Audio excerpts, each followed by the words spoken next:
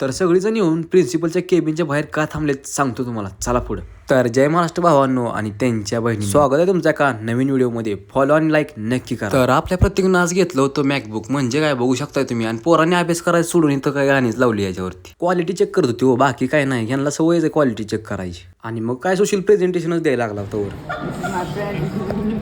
नितीन कातळे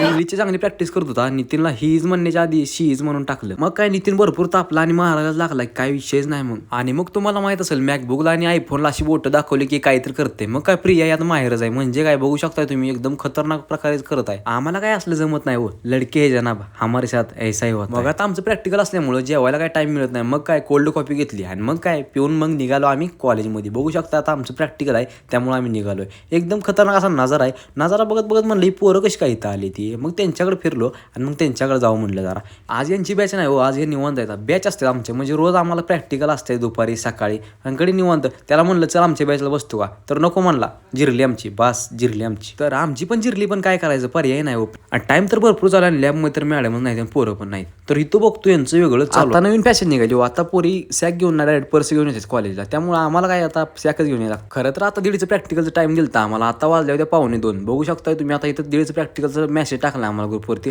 आणि आता 1:45 वाजले. आता घड्याळाचा प्लॅस जास्त असल्यामुळे तुम्हाला काही दिसलं नाही, पण 1:45 खरंच वाजलेत बरं. आणि आता ह्याच ठिकाणी आम्ही असतो तर आम्हाला आतमध्ये घेतलं नसतं. पण आपल्या मॅडम अशा नाहीत बरं का, अशा नाहीत करणार, बाहेर नाहीत आम्हाला काढणार, कारण की आम्ही जर वेळेस लेट येतो. आता पहिल्यांदा आम्ही एवढं लवकर आलोय आणि बघू शकता तुम्ही तर मॅडम आलेत, जरा स्ट्रिक्ट आहेत. मोबाईल आपल्याला ठेवावा लागतो. मग काय प्रॅक्टिकल ओके मध्ये केलं आम्ही सगळा विषय खोल. आणि मग आता काय आम्हाला रूमवर जायचं आहे. मग काय दिनेशनं आम्हाला गाडी दिली. दिनेश म्हणला मी जातो किरणच्या गाडीवर, तुम्ही या दोघं गाडी घेऊन. मग आम्ही काय तर गाडी काढायला चालू केली. नितीन म्हणला आज मी गाडी चालवतो, चालव म्हणलं, आपल्याला जरा व्हिडिओ काढायचा त्यामुळे मागं बसतो म्हणलं. आणि जात जात बघू शकता तुम्ही तर गणपती चालू झालेत, म्हणजे काय तर विक्री चालू झाली गणपतीची.